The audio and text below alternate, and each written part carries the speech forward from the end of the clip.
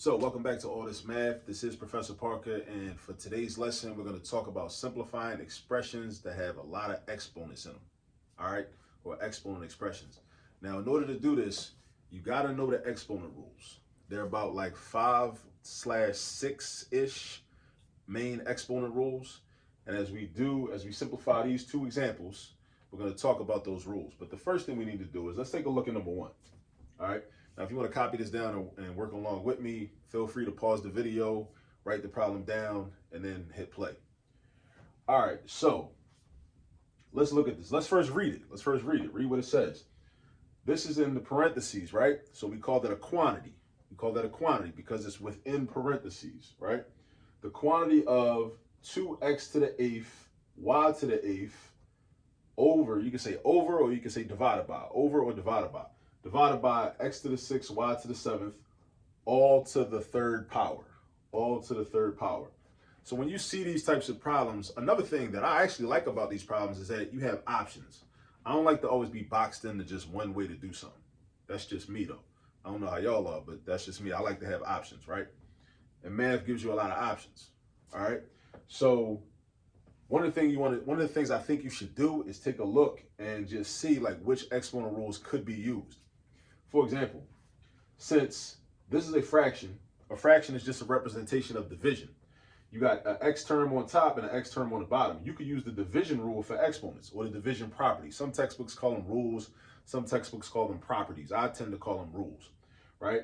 You can use the division rule for exponents with the x's. You can also use the division rule for exponents with the y's. You could do that because when you have a division setup or a fraction setup, what you do is you keep the variable or the term or the variable or the number, whatever it is, you keep it on top and you subtract the exponents. So this could simplify to just x to the second power. Why? Because 8 minus 6 is 2. All right, and this will become y to the first power because 8 minus 7 is 1. And the x will stay on top. X will go up top because you might be wondering, well, where do you put the x at? Should the x go down the bottom with the denominator? Should go up top with the numerator? It will stay up top with in the numerator. So this will become x to the second. This will become y to the first. There's another rule because there's parentheses here. There's a representation of the power of a power rule. Because this exponent out here affects everything inside the parentheses. Every single thing inside the parentheses. So to use that rule, it's kind of like the distributive property, right? Just like when you solve an equation and you got to use the distributive property, the number outside the parentheses gets multiplied by everything inside the parentheses. You do the same thing here, except you're multiplying this exponent outside by every exponent inside. All right. Now, one common mistake that a lot of students will make, they'll see like a coefficient, like a 2 or a 3 or 8 or whatever, and they'll act like because, no exponent is written, they'll act like that 2 don't got an exponent. That 2 definitely got an exponent. Everything in the parentheses got an exponent, even if it's not written. If the exponent is not written, that means the exponent is an imaginary positive 1. Not imaginary. I shouldn't have said imaginary. That's something different. I should have said invisible. It's an invisible positive 1. All right? So every exponent inside gets multiplied by this exponent outside. That's called the power of a power rule. So whenever you see a problem that's got exponents in the parentheses and then an exponent outside the parentheses, you can use this property or this rule. All right, so let's see what this is going to look like. Because also what happens is when I'm doing these problems, even though I talked about the division property, I don't want to use that. That's just me. I don't want to do that first. I like to get rid of parentheses first. Just like when I'm solving equations. When I'm solving equations, I like to get rid of parentheses first. That's what I like to do. All right, so I'm going to show you how to do it that way. So this is going to become 2 to the 3rd, x to the 24th, y to the 24th, x to the 18th, y to the 21st. All right, now let's pause right there and let's talk about what happened. All right, so where did I get this 2 to the 3rd from? Well, ask yourself, what exponent does the 2 have? The 2 is its own number, even though it's a coefficient, right? And it's connected to this x to the 8th, y to the 8th. It still has its own exponent. The exponent of 2 is positive 1. If there's no exponent written, that means it's a positive 1. So you multiply the invisible positive 1 by the 3 to get you 3. So now you got 2 to the 3rd power. Where did x to the 24th come from? 3 times 8 is 24. X to the 24th. Where'd this 24 come from? Again, 3 times 8 is 24. Where'd this 18 come from? 3 times 6 is 18. Where'd this 21 come from? 3 times 7 is 21. So that's how we get rid of the parentheses. We apply the 3 to every exponent inside. Now remember, don't forget about the coefficient. Make yourself a note. Don't forget about the coefficient. So many students forget about the coefficient. They forget to multiply the outside exponent by the exponent that the coefficient carries. All right? So that's 2 to the third power, not just 2. It's 2 to the third power. All right, now again, division rule. Because I got an X on top and I got an X down bottom. So what I'm going to do is I'm going to simplify those together. And then I got a Y on top and a Y down bottom. I'm going to simplify those together. So watch what's going to happen. Now, division rule says that we subtract the top exponent minus the bottom exponent. Top exponent minus the bottom exponent. Top exponent minus the bottom exponent. Top minus the bottom. Remember, it follows gravity, right? If I take this marker, I drop it. It goes down. It don't float up in the air, right? So we go top, down, top, down. Let me get my marker. Boom, here we go. All right, so now I'm going to have 8 x to the 6th, y to the 3rd. All right, now where does 8 come from, though? 2 to the 3rd power. I simplified it. Now, 2 to the 3rd power is not 6. It's not 6. 2 to the 3rd power is an abbreviation, right, for a multiplication sentence. It's a shortened version of a multiplication sentence. Instead of saying 2 times 2 times 2 and writing all that out, I just say 2 to the 3rd power. What an exponent does is it represents a multiplication sentence. What it does is it says, okay, well, this number, which is called a base, this 2, right? It represents the fact that that base is in a multiplication sentence where that base shows up this many times, the number of the exponent. So if your exponent is a 3, that means that that 2 is going to show up 3 times. 2 times 2 times 2, that's 3 times. 2 times 2 times 2 is not 6. 2 times 2 times 2 is 8, because 2 times 2 is 4, and then 4 times 2 is 8. So 2 to the 3rd power is 8. That's where the 8 came from. Now, where did x to the 6 come from? Remember, division property of exponents. You got the same variables, right? Your bases are the same. So you write the base one time in the numerator, right? And you say 24 minus 18, which gives you 6. Same thing with the y's. Y on top, y on the bottom. You subtract the exponents, 24 minus 21, it gives you 3. Now, numerator, right? But this don't look like a fraction. But dig this.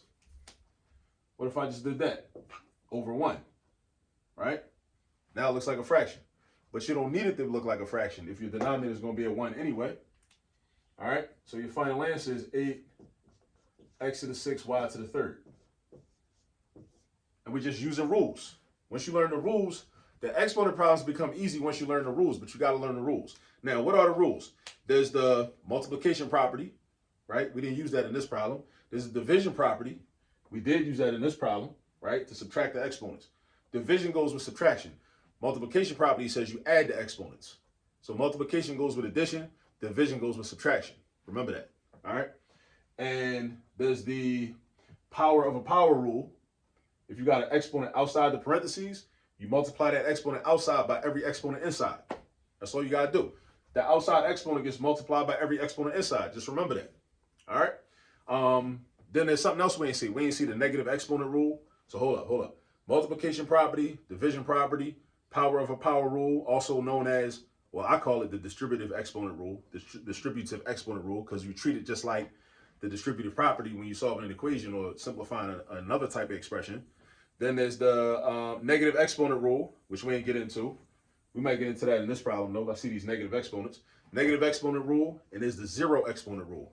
So that's 5 rules. It's 5 rules. But some people, it's one of those rules, like the power of a power rule, they break it up. And some textbooks will, like, treat it differently based upon how the problem looks. But I don't do that. I just treat it as the power of a power rule, right? In any situation, whether you're dealing with a fraction or a non-fraction. So that's what they do.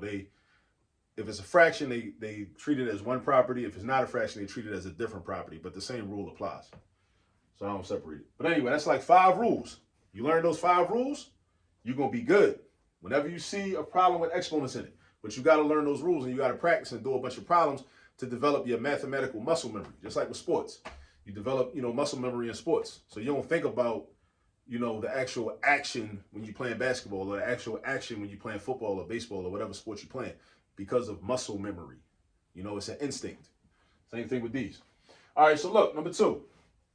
Let's read it first. We got a fraction, a to the 3rd power, b to the negative 2 power, divided by a to the negative 3 power, b to the 2nd power, all raised to the 3rd power. All right, so you know me, like I said, I like to get rid of parentheses. So that means I got to distribute this exponent to every exponent inside. Every exponent inside. That's what I'm going to do first. Right? That's what I'm going to do first. So check this out. So this is going to become, let's see, a to the 9, b to the negative 6, a to the 9, b to the 6. So look what happened. Look what happened. So so this is what you got to ask yourself, right? Where did this a to the 9th come from? Where did it come from? Where does a to the 9th come from? 3 times 3, a to the 9th. That's where the 9 came from. Where did this negative 6 come from? Negative 2 times 3. Now make sure you know how to multiply negative and positive numbers. You must know how to multiply negative and positive numbers. If you don't, it's going to be a problem. All right? So a negative 2 times a positive 3 gives you negative 6. Where did this negative 9 come from? Negative 3 times positive 3, which is negative 9. Where did 6 come from? 2 times 3. That's 6. All right? Now, let's keep going. So now I would use the division rule for exponents, the division rule. All right? Because look, I got an A on top and an A on the bottom. I got a B on top and a B on the bottom. Watch this. Watch what I do. Watch me work. Boom. Put the A's together and put the B's together. So now, I'm going to have, well, this ain't the right marker. So anyway, subtract the exponents. 9 minus negative 9. That's not a 9. That's a negative 9. So again, you got to be careful.